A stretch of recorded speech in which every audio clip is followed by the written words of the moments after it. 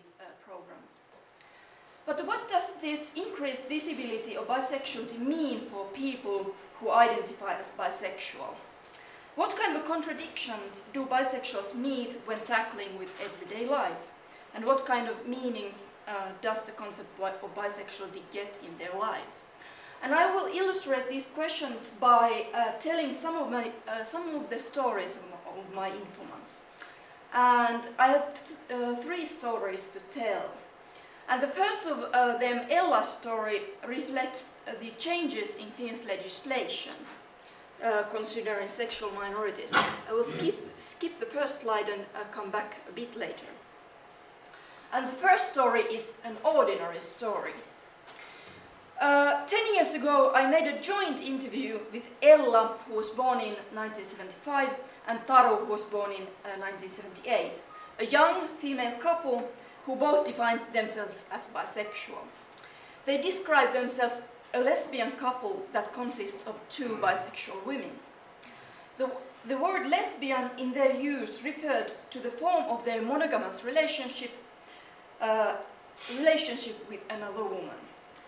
Ella also said that they have lesbian lifestyle. According to her, having bisexual lifestyle would be possible only for singles or people who are multiple relationships. So lesbian lifestyle means that, well, 2 women together and no extra persons in addition to that. Most of Ella's and Taru's closest friends were lesbian, and many of them even contested the term bisexual, with which they define their sexual identity.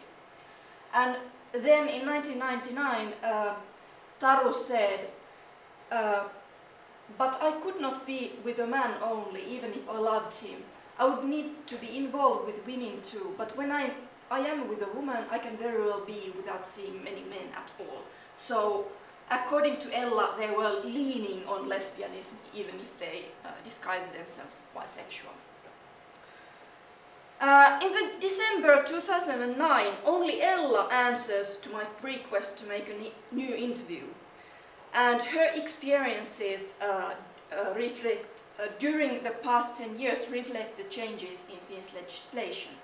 And Ella says that her story is an ordinary story among her reference group.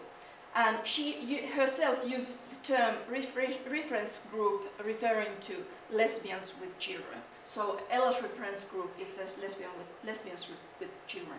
And she says, first everybody married in a hurry when it became possible.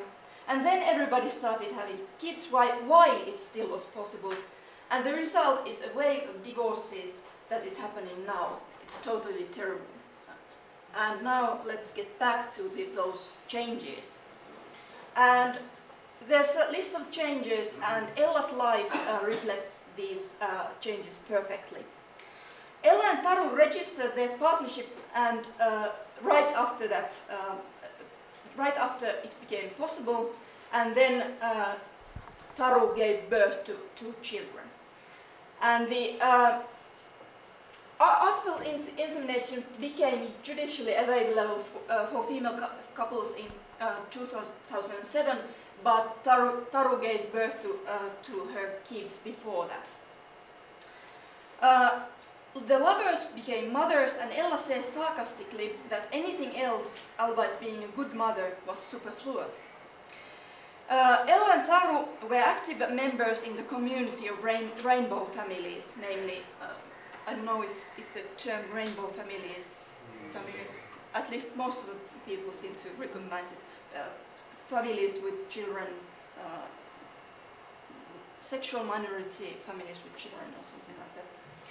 However, after the second child, Taru depressed severely and started abusing prescribed drugs. So it was quite startling to hear that bisexuals seem to have more mental health problems, like Meg told during the first session. So I was, my mouth ajar when I gaping when I heard that, because if I'm not a health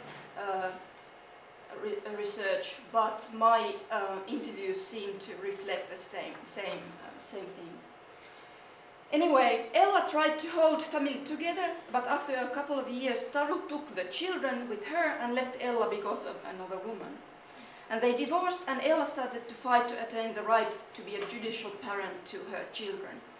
Currently, she is in a process to adopt her children, since adoption became an option only in 2009. And these changes had had a profound effect in Ella's and Taru's life. Taru became pregnant twice within 2 years through artificial insemination, partly because Ella and Taru feared that the new legislation would deny the treatment from same-sex couples. So the law passed, and the artificial insemination is possible for same-sex couples or female couples, but before that it was a real fear that only married heterosexual couples could get artificial insemination. So Taru had to get pregnant as soon as possible in fear of not getting any children at all.